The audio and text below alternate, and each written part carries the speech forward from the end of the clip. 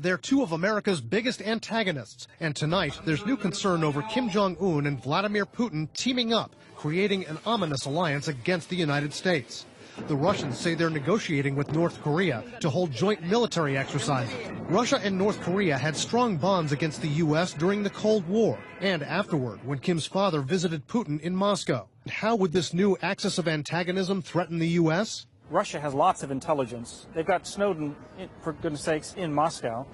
They have a lot of intelligence about the United States. The South China Sea is like so many potentially dangerous international conflicts over territory, multiple countries claiming the same territory. In this case, no fewer than 6 countries: China, the Philippines, Vietnam, Taiwan, Brunei, and Malaysia. But this one adds a unique question as to whether some of this territory exists at all, because China, over the last several years, has added some 3,000 acres, in effect manufacturing land where there used to just be reefs that barely poked above the surface. China today says that this is Chinese land. The U.S. says it is still international waters, international airspace. China, in addition to building those islands, is now militarizing them, basing military aircraft, military warships, and missile systems on those manufactured reefs. The U.S. responding by sailing its warplanes and warships through those waters to demonstrate its point that they remain international. For now, that dispute has played out purely with words. The danger is, though, that there could be a miscalculation or an escalation that leads to something worse and much more dangerous. North Korea's vicious young dictator exploding with confidence tonight. His government's news anchor uses new, very aggressive language to project Kim Jong-un's threat. Kim Jong-un said we now have the clear capacity to directly and realistically attack American bastards who continue to attempt to invade the Pacific. Kim's just tested 2 medium-range ballistic missiles. One failed, but weapons monitors call the other one a partial success because the missile flew 250 miles and even briefly entered space. Saying that he can realistically attack Americans and not just the U.S. in general, that's a new level of threatening language from Kim, right? Yes. The potential for provocation and provocative language is enhanced by Kim by the fact that now he has the technology that goes to match the language.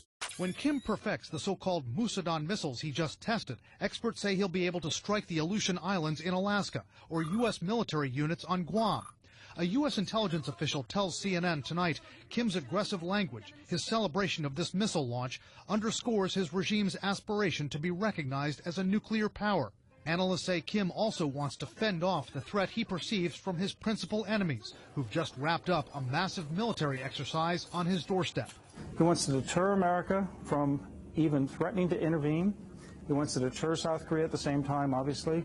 And to do that, he wants to be able to say, I can attack American bases, kill Americans in their beds. Kim's also believed to be toughening up against the U.S., possibly to extort concessions. Any real provocation where he fires one missile off that's with a real warhead does some damage, he'll be decimated.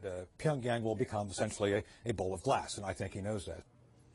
Still, there are tens of thousands of Americans in Kim's line of fire. More than 28,000 American troops are deployed in South Korea. Analysts worry tonight that if Kim tries to provoke South Korea with artillery fire, maybe a commando raid, that a mishap, a miscalculation from Kim's forces could harm those Americans, then we could be in for a dangerous escalation. We are just getting this in. The U.S. officials we are speaking to, Brianna, are telling CNN there was a very serious incident with the Iranian Navy yesterday. Now, this is just one day after that video everyone saw of a different incident. But yesterday, in the northern end of the Arabian Gulf, there was an Iranian fast attack craft that came out into the water and began harassing 2 U.S. Navy ships and a Kuwaiti Navy ship. The Iranians, we are told, were circling the Navy ships. They were coming close. They would not leave. At one point, they came within 200 yards of one of the U.S. Navy patrol craft. The Navy, following standard maritime procedure, tried to call the Iranian ship. They got no answer initially. They fired flares.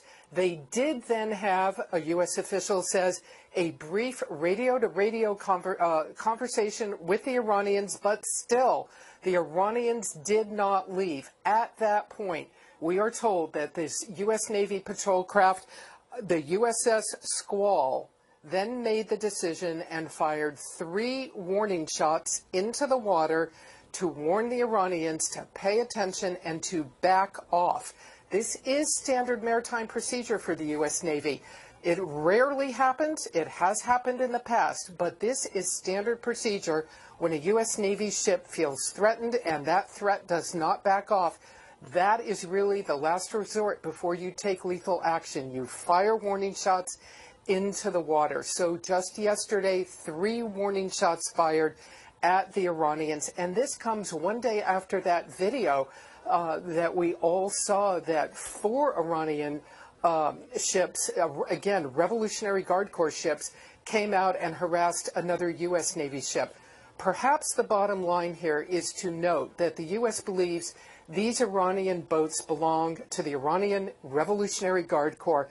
This is one of the most militant arms of the security and military services in Iran. This is not the regular Iranian Navy.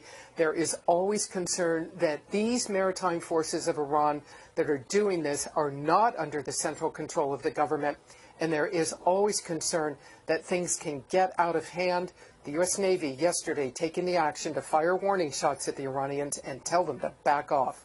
CNN's chief U.S. security correspondent Jim Sciutto about the possibility North Korea has conducted another nuclear test. North Korea's leader says the U.S. mainland and its, quote, operational theater in the Pacific are now within striking range. Kim Jong-un's comments quoted on state media come after Wednesday's test firing of a submarine-based ballistic missile. It flew much further than any previous test missile before. And these pictures are set to show Mr. Kim celebrating after the launch. You can see a big smile on his face there, and photos are quite interesting as well, especially with these big embraces the leader is giving. Let's give more now on all of this from our Will Ripley in Seoul, South Korea. Hi there, Will. Hey, Amra, those propaganda photos out of North Korea really are remarkable because they reveal a side of the North Korean leader Kim Jong-un we don't normally see, as he was celebrating with his scientists, projecting so much confidence that he feels he has finally perfected this missile technology capable of delivering a nuclear warhead to his enemies, including the United States. Rising from the waters off the eastern Korean peninsula, an ominous new threat from North Korea, the successful test firing of submarine-launched ballistic missile Pukguksong, meaning Polaris, the North Star. A weapon North Korean leader Kim Jong-un says puts the U.S. and its allies within striking range of a nuclear attack. A triumphant announcement on the North Korean news. State propaganda images claim to show a perfect launch. Before dawn Wednesday, anxiety turns to exhilaration. Kim Jong-un and his officers smiling, laughing as they track the missile some 500 kilometers, more than 300 miles, further than any previous attempt. The testing and the phase of the development is very rapid. A launch attempt just last month failed. A missile fired 4 months ago in April traveled just 30 kilometers, around 18 miles. Analysts believe Wednesday's missile traveled 16 times further, meaning it can strike anywhere in South Korea, home to 50 million people and some 25,000 American troops. The latest launch as U.S. and South Korean forces engage in annual military exercises, similar to these in the spring. Pyongyang used the annual drills as a direct provocation.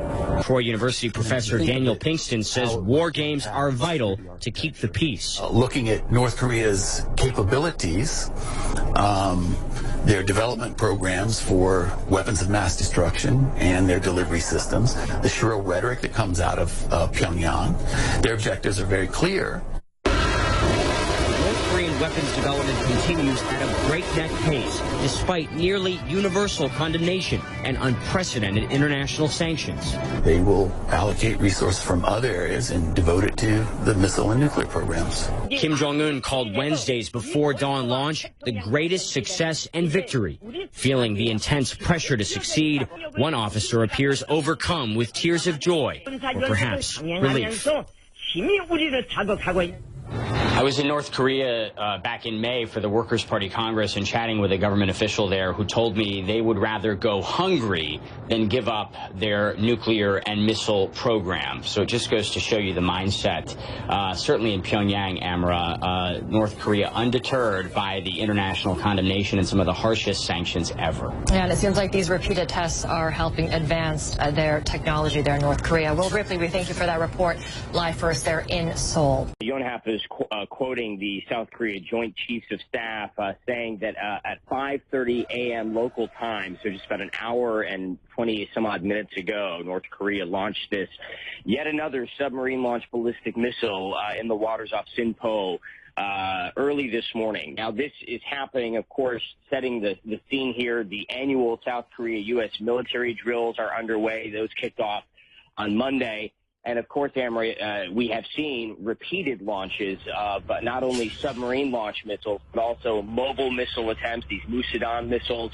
And earlier this year, we saw North Korea launch a satellite into orbit, which also is the type of carrier system that could be used to deliver an intercontinental ballistic missile. Pyongyang clearly no longer is concerned if these missile attempts fail, because the submarine launch that we were talking about just last month, according to the U.S. defense officials who were monitoring it, appeared to have been a failure. But North Korea no longer concerned what the world thinks. Each so-called failure provides so much valuable intelligence for their scientists, and they learn things about the missile's carrier system, the computer systems, how far it traveled, what kind of warhead they could fit. And Amra, North Korea's submarine fleet, being able to launch missiles from submarines makes it very difficult to track, even though the U.S. and South Korea are finalizing locations for that THAAD missile defense system.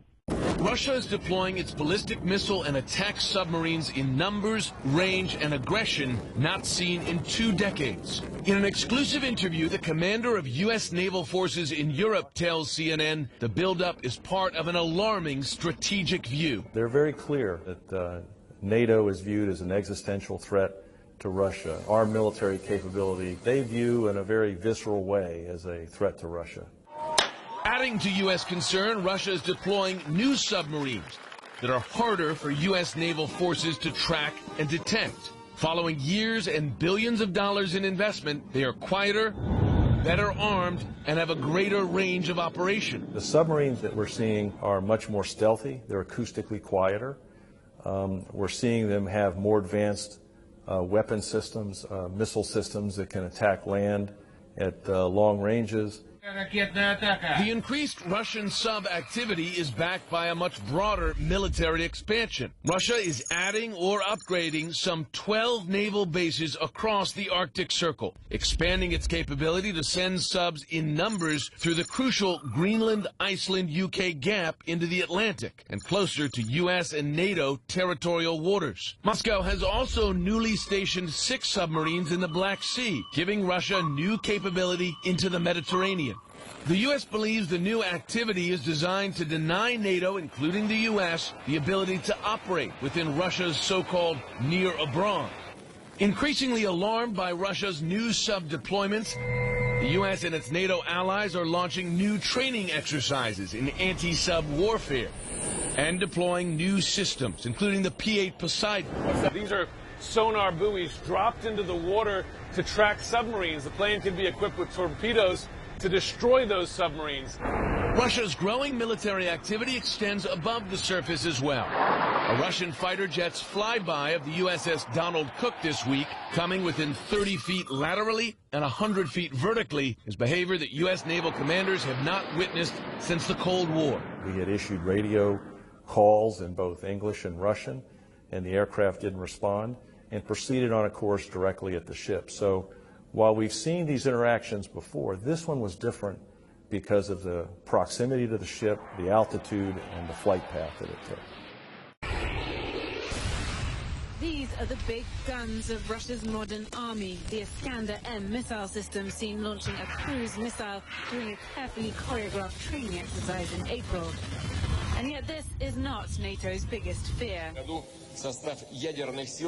Last year, President Putin announced more than 40 new missiles would be added to Russia's nuclear arsenal, prompting concerns in Washington of a new Cold War. Yesterday's training exercise is today's slick YouTube video. Even missile strikes in Syria posted online. And then there are the close calls, Russian jets buzzing the USS Donald Cook in the Baltic Sea, and a Russian warship coming within 300 meters of a US Navy destroyer.